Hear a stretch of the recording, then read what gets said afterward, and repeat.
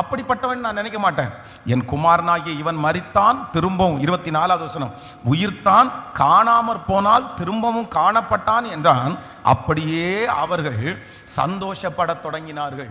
அப்போ தன்னுடைய மகன் தன்னை ஒரு மகன்னு நீங்க நினைக்காதீங்க, என்ன ஒரு வேலைக்காரன்ற அளவுக்கு கன்சிடர் பண்ணுங்கன்னு சொன்னாலும் அந்த தகப்பனார் என்னதான் சொன்னார் அப்படின்னா, இல்லை, அந்த உறவை என்ன பண்ண முடியாது, அந்த உறவை மாற்ற முடியாது, அந்த உறவை மாற்ற முடியாது. அப்போது ஆண்டவரை நீங்கள் பார்க்குற விதத்தை நீங்கள் சரி பண்ணியே ஆகணும், சரி பண்ணியே ஆகணும்.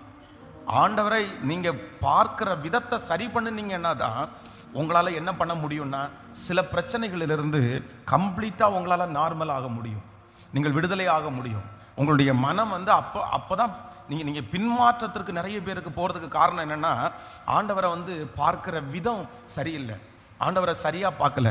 சில விதத்தில் சில நேரத்தில் அவரை நம்ம வக்கீலாக தான் பார்க்க முடியும், சில நேரத்தில் அவரை ஜட்ஜாக தான் நம்ம பார்க்க முடியும், சில நேரத்தில் அவரை நம்ம அப்பாவாக தான் பார்க்க முடியும், சில நேரத்தில் அவரை நம்ம அம்மாவாக தான் பார்க்க முடியும், சில நேரத்தில் அவரை நம்மளை மூத்த சகோதரனாக பார்க்க முடியும். நீங்கள் எந்த சூழ்நிலையில் இப்போ இருக்கிறீங்க, நீங்கள் எந்த சூழ்நிலையில் இருக்கிறீங்க, இந்த சூழ்நிலைக்கு ஆண்டவர் உங்களுக்கு என்னவா இருக்கணும்னு நீங்கள் நினைக்கிறீங்களோ, வேதம் சொல்லுகிறது, நீங்களும் நானும் ஆராதிக்கிற தேவன் அவர் சர்வ வியாபியானவர், சர்வ வியாபியானவர். நம்முடைய பலவீனங்களை குறித்து நமக்காக பரிதபிக்கிற ஒரு பிரதான ஆசாரியர் நமக்காக இருக்கிறார். தாய் கூட பிள்ளைகளை மறந்து போனாலும், சிங்கம் கூட குட்டிகளே பட்டினி போட்டாலும், நான் நம்புறேன், நாம் ஆராதிக்கிற தேவன் ஒரு நாளும் நம்மை கைவிடுகிற தேவனே அல்ல. ஆமென். நல்ல கரங்களை தட்டி இப்படிப்பட்ட ஒரு